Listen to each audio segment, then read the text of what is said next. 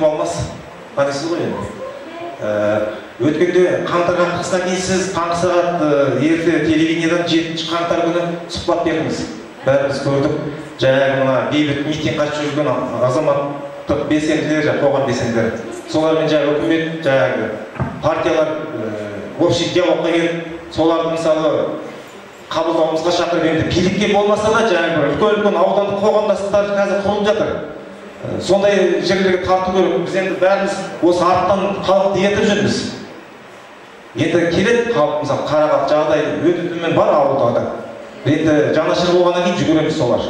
Сіз енді айттыңыз, соларды жаңағы азаматтық белсенділерді тарту керек. Біз енді билік сұраптаған жоқпыз ғой, ешқандай қызмет сұраптаған жоқ. Бірақ өткенде Ақсуатта ауданда не болды? Қоғамдастық құрылды, аудан бойынша. Соған біз жаңағы осы жерден Сәкітайға Жандархан тұрыңызшы. Нағыз тағы 5-6 азамат біз бардық. Барсақ енді жасыратын жоқ, енді үлкен ақсақалдар, менің де әкем бар ғой, білесіз. 77-ге келді әкем. Сол сияқты мысалы 70-80-ге келген ақсақалдарды алып келді анағыда. Ондай ақсақалдармен қандай қоғамдастық құрады? Қоғамды қайда апарады ол кісілер? Енді бір орта буын бар ғой қазір, 40 пен 50-дің арасындағы жастар қазір, ер азаматтар. Сондайлардан құрылу керек қой негізінде қоғамдастық деген. Біз енді оған ақша талап етіп бір зарплата сұрап отырған жоқпыз. Бірлесіп мысалына әкім мырзаның қабылынан да 2-3 рет болдық. Бұл кісі айтады енді общий диалогқа келейік, жұмыс істейік, бүйтейік сөйтіп. Ары қарай қалай болды? Мысалы Жанкапайды біз ауданға ұсынып отырдық өткенде депутаттыққа. Қабылдамайды бұл кісіні, жолатпайды ешқандай. Нақты сұрақ қойды. Нақты сұрақ дейді. Біз былай істейік. Мынау негізінде мынау жаңағы осы саяси реформалар жөнінде мен өзім 10 жыл бұрын айтып келе жатырмын. Бұл депутат болмай тұрып, біздің елімізде саяси реформалар қажет. Осы мемлекет халыққа жұмыс істеу керек деп сол кезде бастап айтып келе жатырмыз. Қазір соның барлығы ақырында 300-іне асып келе жатыр.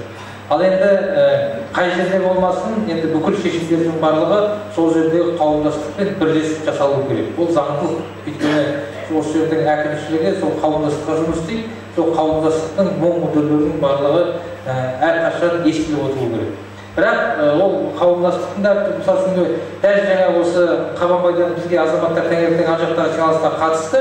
Ол азаматтар өзінің конструктивті ойланғанын айтты. Оның біраз қазір 300-іне асады. Егер қажет болатын болса, менің ойымша әкім сіздерге әрқашан ашық. Келіп, ақылдасып, және жұмыстың барлығын бірге істей беру керек. Ол мәселе мынада, мысалы үшін бізге де ешқандай должность бермейді. Мен осы ордан ертең депутаттан кетсем де, маған бәрібір. Мен бұл депутаттыққа жаңағы бір жабысып отырған жоқпын. Бұлай жүрсем де, қоғамдық жұмыспен жүрсем де, мен өзімнің сол қоғамның мәселесін көтере беремін. Сондықтан қоғамдық жұмыс ол белгілі бір лауазымды қажет етпейді.